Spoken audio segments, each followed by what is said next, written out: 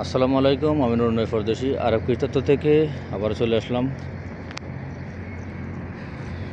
দেখেন বন্ধুরা, এগুলি পেঁয়াজ, সাদা পেঁয়াজ। তো এগুলি মূলত আমরা 3 কালারের পেঁয়াজ, 4 কালারের পেঁয়াজ আমরা এই সিজনে লাগানোর পরে মোটামুটি ভালো ফলন আসছে। এগুলো সাদা পেঁয়াজ এবং লাল পেঁয়াজ, হলুদ পেঁয়াজ, আরেকটি হলো পাতা পেঁয়াজ। অর্থাৎ 4 ধরনের পেঁয়াজ আমরা এবার রোপণ করলাম গ্রিন হাউসের ভিতরেই। তো আলহামদুলিল্লাহ মোটামুটি ভালো ফলন আসছে। পেঁয়াজের সাইজ কোয়ালিটি অনেক ভালো। দেখেন, একটা পেঁয়াজ আধা কেজি উপরে, কোনো কোনো পেঁয়াজ 600 গ্রাম, 700 গ্রাম, প্রায় 1 কেজির কাছাকাছি একটা পেঁয়াজ, অনেক বড়। তো এগুলি মোটামুটি এখনই তোলার সময় হয়েছে। পাতাগুলি একটু শুকানোর জন্য আমরা অপেক্ষা করতেছি।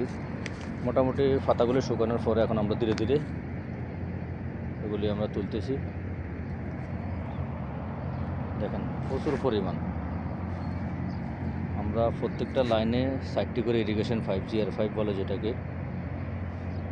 তো 60টি করে পাইপ দিয়ে এখন প্রত্যেকটা ডিফারে আমরা, অর্থাৎ ভিতরে 3টি, বাহিরে 3টি, এভাবে করে আমরা চারাগুলি রোপণ করি। শুরুতে একটু গ্যাপ করে রোপণ করি, যাতে করে আমাদের পেঁয়াজগুলি অনেক বড় হয়, একটার সাথে একটা একসাথে টাচ না হয়।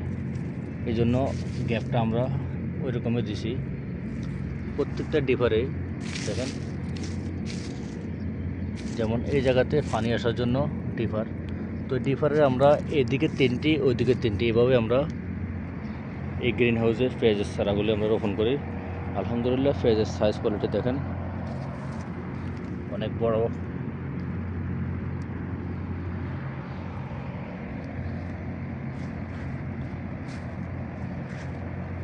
তো সাদা পেঁয়াজ, লাল পেঁয়াজ এবং হলুদ পেঁয়াজ, সব ধরনের পেঁয়াজে আমরা এইভাবে দূরত্ব রেখে আমরা চারাগুলি রোপণ করি, যাতে করে পেঁয়াজের চারাগুলি অনেক স্ট্রং হয়, পেঁয়াজের সাইজ কোয়ালিটি অনেক বড় হয়।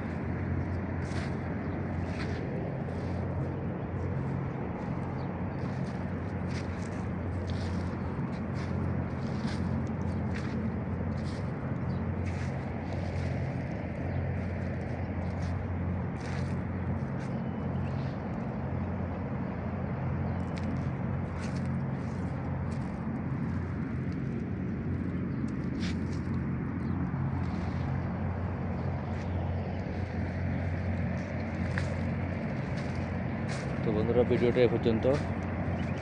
আসসালামু আলাইকুম।